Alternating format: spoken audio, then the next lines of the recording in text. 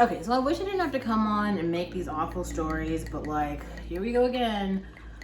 Another day out in the world. Now, this is another reason I think it's like important. I used to be this person where I would just like hide myself away and like literally just not interact with other people, and that was my way of like bypassing a lot of the bullshit. And you can do that. Like, you can be that internet observer who watches like all the other shit happen with other people and then form an opinion and be like, oh, I'll never do that, I'll never do that, and then life passes you by.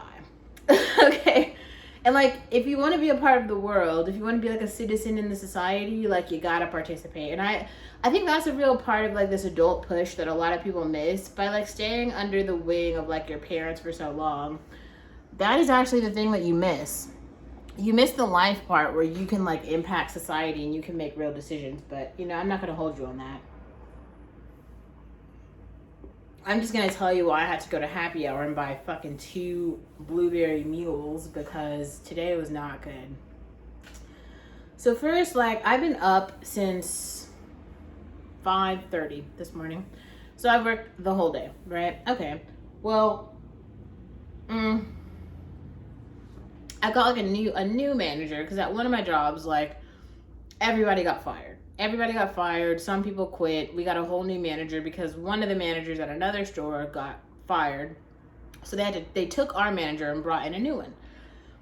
Now, I think the woman's great. I think she's nice, but she's also very new. And the thing about being new in a place is like, you have like, first of all, you as a manager, you probably have all these customs and ways of doing shit. Like, you have to teach people how to do things your way. That's just a learning process that happens, and I feel like she's trying to rush that, which is like where she's struggling, but it's not that bad. I feel like I can tolerate her. She's fine. Okay, so basically I'm getting ready to go home, right? I'm pretty tired. Also, it's very hot today. It's like 75 fucking degrees today, so that's pretty fucking hot.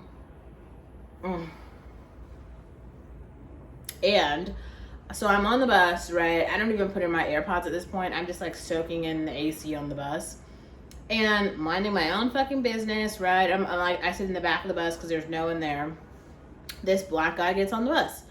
So he's not just a black guy. He's like an ugly, tall black guy. He's got like bleach stains or something, where I don't know what it is. He's got the thing Winnie Harlow has, where he's got like different, he's got the Michael Jackson skin, where like some of the skin is one color, some of the skin is another color. You know, it looked like he might have been having a rough day or whatever, but I'm just sitting there. Like, I'm fucking riding the bus, okay? So I'm just sitting here. He gets on the bus. Immediately, he looks at me and he says, like, what are you looking at? I'm not into you, bitch. And I'm like, I don't even, like, it's so hot. I don't have words. See, here's the thing. Like, I always have a comeback, and I always have words, and I always have thoughts. One thing I've realized about black people in general, like most of them, is just like the lack of therapy and the lack of critical thinking does not give you the space to actually provide the comeback and in the moment in time. So like, what you have, like, passive aggressiveness is actually a survival technique to like mitigate conflict. Now, what I wanted to say to him was like, fuck you, you ugly nigger. Don't talk to me. Like, nobody was looking at you. I was looking at the fucking fan and the view of the bus. But here you come. What I said was nothing. Why? Well, this man was double my height, double my size, and he had a bad day. The whole time he's sitting on the bus, he starts kicking cans. He's like whispering shit, slapping the window. It was very clear, like, if I say something to him, it is going to turn into a physical altercation quickly, because he's going to feel like I have some personal vendetta against him. I don't know this man, okay? Like, I've said nothing to this man. I just tried to pretend like he doesn't exist. The whole time, I was going to start, like, turning on my camera and, like, recording, right? Because, like, I mean, the content for this channel just keeps coming. I don't even have to try anymore. It flows out of thin air like God's grace, okay? I will post a link in the description box to another video that I made called Why This is an Ad for Black Male Abortion. I stand by that statement. I stand by everything I said in that video. Reinforcement learning through society is a tech talk that I gave. It's, 4 years ago now? I stand by everything that I say. I would just include a new slide that I did not include then. That would include a warning about black men to black women. And here's one thing that I started to remember today. Okay, so wait, let's just continue to tell the story just so you guys get the full context here. Okay, so then we go on for like 4 stops. This is after the like, you know, Uglo, like that's on the bus and is like kicking cans, slapping windows and shit. Now this like old cracky whitey, he's like trying to get off of the bus and he's just like screaming shit at every stop. Obviously on the bus there's like a buzzer thing you can pull for the stop that you want to get off. He's pulling the buzzer at every stop. The bus driver stops at the stop, opens the door and is like, do you want to get off? Here's what he says. The bus driver's like, what? No, this goes on for 4 stops. So at this point, I'm just like legitimately cackling aloud. I can't even pay attention to like old Dusty over here because like the cracky is way more entertaining. So like I'm just like vocally laughing out loud at this dude, and he finally like makes it off of the bus, and then we get to the terminal. So we get to like the terminal, which is where like all the buses are, and what do I see? Like before I can even get off of the bus, there's this like fat black woman. She's like, there's like this AC room, right? She's like walking toward the AC room, and no less than like 10 steps behind her walks like this black guy. He's got like a gold chain, he's got some shorts, some like high top Air Force Ones, and a wife beater, which is like this, it's a shirt, but the shirt is called a wife beater. Of course he's wearing that. Okay, so he immediately like starts yelling and then runs right into her face. Now all I can see is like the black woman is standing about right here. He walks right here to her face and starts doing this. Like right to her face. She's like, I'm like looking at her mouth and it sounds like she's saying, don't talk to me like that. Don't talk to me. And she just kept saying that over and over. She said it like 5 times. Don't talk to me like that. He's still going, blah, blah, blah, blah, blah, blah, blah, blah. Right? Okay. So then a woman on the bus steps off of the bus and is like, look, you need to step away from her. We all know that you're a woman beater. Get away from her, right? Now, the woman kind of like goes into the AC room at this point. The man proceeds to talk to the woman on the bus and says, this is none of your fucking business. I will skirt you. This is none of your business. Get the fuck out of here. This is none of your business, right?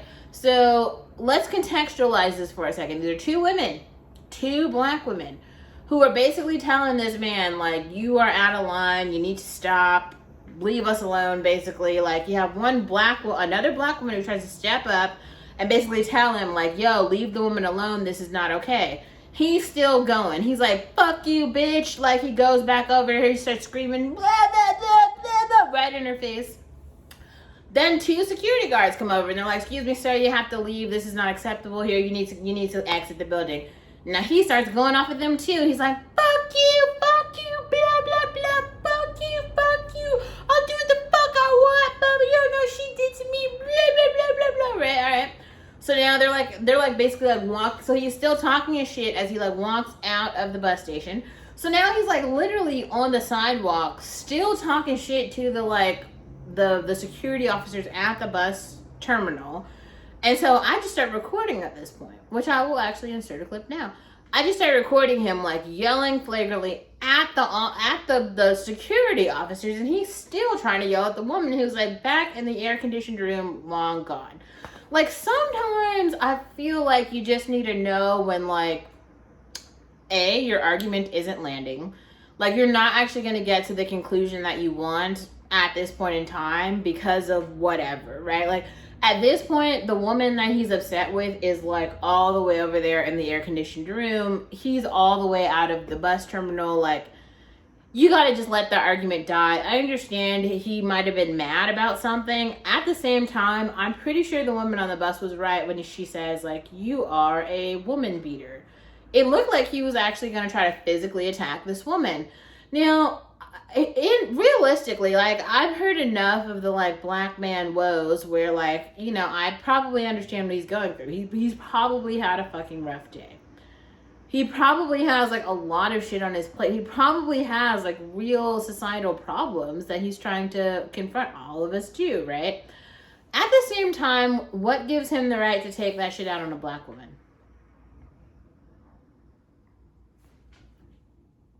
I'm just waiting for the trolls and my comments to come and let me know why all the shit in society is this black woman's problem. Leave her the fuck alone. Leave her alone. Let her go in that air-conditioned room and get the fuck away from you, sir. Like, nobody wants to hear your dusty ass, like, yelling at her about whatever she did. It doesn't even matter what she did. It truly doesn't matter what she did. What you're doing isn't making it better, and honestly, you're making everyone uncomfortable. Everyone. And you literally look like a woman beater. Quite literally. And he doesn't give a shit. He just keeps yelling, and I start recording, and here we are on my channel talking about this another fucking day. Another day. Now, another thing I want to say is, like, as this was happening, it brought me back to middle school, because my middle school was actually a pretty African-American middle school in Berkeley. And there's some things that I remember that I just want to talk about. Like, it's almost like the toxicity of black males, right? And the thing is, like, in middle school, I didn't actually have any baggage, right? Like, I didn't have any crazy stories. I didn't have any, like, poverty problems. I was just kind of living like a pretty, like, you know, even keeled, chilled life. I didn't really have much going, but there was always, like, there were a couple girls who, you know, I know who did have some issues, and you'd always hear, like, guys, like, making fun of them about it, which it's actually, none of that is funny. Like, there was a toothpaste incident, but we'll leave that. It reminded me, like, how difficult it can be for, like, black girls specifically. I'm not talking about biracial girls. I'm not talking about brown girls. I'm talking about black girls. In the black community, black men do a lot of shit to try to make you feel, like, useless, to make you feel little. You already might be struggling with, like, self-confidence and image issues and just a lot of things about, like, finding your identity as a young person already, because, like, being a teenager is, like, really difficult, right? And then you don't see any representation of, like, other adults, other women in the world who have, like, gone through this and talked about it like that. That's exactly how I felt. And so you're like, what the fuck do I do about this? There's, like, no solution. And the guys, the black men, they swarm like little rats, right? They go around in circles. It's not just black men. It's kind of a lot of men of color here. So, like, when I'm talking about black men, I'm talking about the biracial ones. I'm talking about any man with, like, pigment who's basically not white.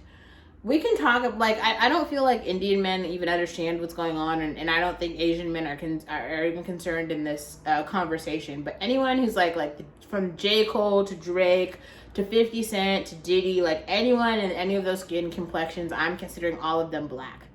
And black men do this thing where, like, they just feel like, first of all, they are entitled to black women. Like, black women will be the ones who will tolerate their shit, who will deal with them, who will just always accept them. And I just kind of wonder, I'm very serious about this. Why? Because, like, I always have to listen to white men and white women kind of understand why the black community is so broken. It's a two-way street where, like, you know, both genders could do better. But also, like, I feel like at one point in time, black men are going to have to take some responsibility for their own communities and allow black women to be women. And until that happens, we definitely can't go further. But I just think it's just really important for black women to understand the starting place and the goal. Just understand, as long as you have school, you will have some sense of order. And if you're not in school, you should be working.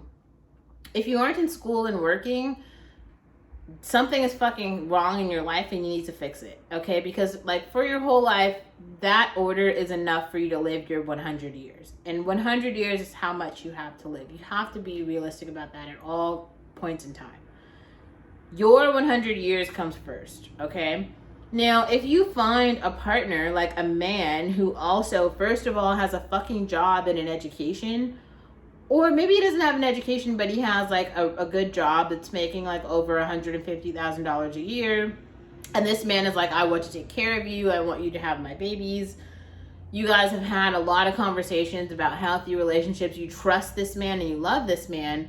Then maybe you could start thinking about like not working or doing something else. But if that isn't the case, for you, you need to fucking like put your fucking feet on the ground and realize that what I'm telling you in terms of like get a job or stay in school, like one or the other, those have to be like very real things for you, because like you have to maintain order. As soon as you start to like decay into disorder, that's when shit starts to go wrong. That's when the crazy like dudes like this start to not make sense. You start to question like why they're acting like this. You start to try to understand their shit. And their shit doesn't matter. You're never going to understand it. They have like levels on levels on levels of shit going on that has nothing to do with you. This is why they do shit. Like this man got on the bus and just started like literally insulting me. I don't want you, bitch. You ugly bitch. Like, I'm sorry, sir. I don't know you at all. I didn't even say anything to you. I was just sitting on the bus and here you are insulting me. Now, if I was having a worse day, I might actually like go back at this man and start talking my shit too. Because don't get it twisted, I definitely have shit to talk, but I have restraint simply because like I value my own life. Like I don't want to die because this like nigger wants to kill me on the bus for some words. Like I'm sorry, like I don't want that for myself. But he probably has nothing to lose because he has nothing. And that's the reality. Probably life has beaten him down to the point where he actually has nothing. So him calling me names, him devaluing me, him saying all these things to me, like, I don't know this man. I've never met him. I didn't say anything to him at all. He's yelling at the fucking window. And when I was saying this, brought me back to a time. If you live in an all black community, especially around like poor black males, you'll get this from all of them. I got it from one, and it already caused me to have 2 cocktails during happy hour. Imagine if this shit happened from like 10 males as I was going home. Like when I got off the bus, there was another one, and then when I went to the coffee shop, there was one, and then when I went to the diner or something, there was another, and then the waiter or something, there was another. It would be way too much, especially knowing that other black women are so hateful and ugly and vile. They also don't give a shit about what you're going through. So you just be going through this shit in a vacuum where nobody cares, nobody talks about it, and you're just suffering. Because those are called microaggressions and attacks, and a million microaggressions sum up to a heart attack or a fucking stroke. That's why a lot of black women have fibroids and are dying very early. You can't live like that. That's not a way of living. You have to exit the community. It's like, what did Tim say? She said, What do you want from the life of the hopeless? Seriously, like what do you want from the life of the hopeless? They're hopeless. They're hopeless. They keep showing us over and over, day after day, why they're hopeless. And everybody's wondering why everybody keeps separating themselves, why all the other races keep being like, stop talking to black Americans. No. It isn't black women who are out here starting all this shit. It's black women who are talking back because they're tired of hearing the shit from black men who are just yelling these derogatory comments, who are literally harassing them at bus stations, yelling in their face, probably hitting them and raping, all type of shit at home that they're dealing with. And all of a sudden, all you see is like one black woman who's coming out and now who's like talking her shit, and everybody's like, oh my God, she's wild and aggressive. Oh my God. Yet little do you know all the shit that she's dealing with that is not being unpacked, that nobody fucking cares about. And that shit matters. You have to speak on it. You have to. It's like, what is on, I think it was on the Beyonce album, right? When it was like Jay-Z's aunt, her 99th birthday or something, she was like, if you don't tell them that you don't like it, they're going to think you're stupid. Or was it on the SZA album? One of those albums. It was one of their grandmas or aunts who said it. If you don't say some shit, they're going to think you're a retard. They're going to think you really think that shit is okay. And probably nobody's going to like put that man in his place. Most likely what's going to happen to that man is because he's going to meet his fucking maker. That's always what happens with them. All of a sudden, men like that meet a bullet, and then all the activists want to come out and be like, but he was black. No, He was a fucking nigger and he deserved what he got. He had it coming. He's been asking for it for a fucking while. There's a whole line of motherfuckers who have gotten the end of his like evil streak for a long time, and then one fucking person who's literally gonna be like, fuck that, I'm not dealing with it, and is gonna give him a bullet or a knife or a fucking bottle or literally a punch, like something. Or the cop who's gonna give him handcuffs and probably a century in jail. And then everybody's like, oh my god, it's because the activists all want to march. Why weren't you guys marching when he was doing shit like this? All of those instances like add up to something. You don't just come out one day and then be like, oh my god, I'm just yelling at people and like punching people on trains, yelling at random women. Like, that's not how it works. And I do want to say it's very important for like more black women to start to speak up about these fucking microaggressions and these bad interactions. Because instead of trying to like save face and be like, you're making the black community look bad, guess what? Open your fucking eyes. The black community, there ain't one, but it already is down bad. Like, there's literally nothing that you could say that would make this community look worse than it already does. Open your fucking eyes. It already looks bad. And not like a little bad, like bad. Like the down bad people are here now, okay? There's nothing you could do to make this community look worse than it already looks. The only thing you could do is go up. Go up and do something new or different that we haven't seen before. Or really start to like unpack your own fucking problems. This was a problem for me and now I'm unpacking it with you.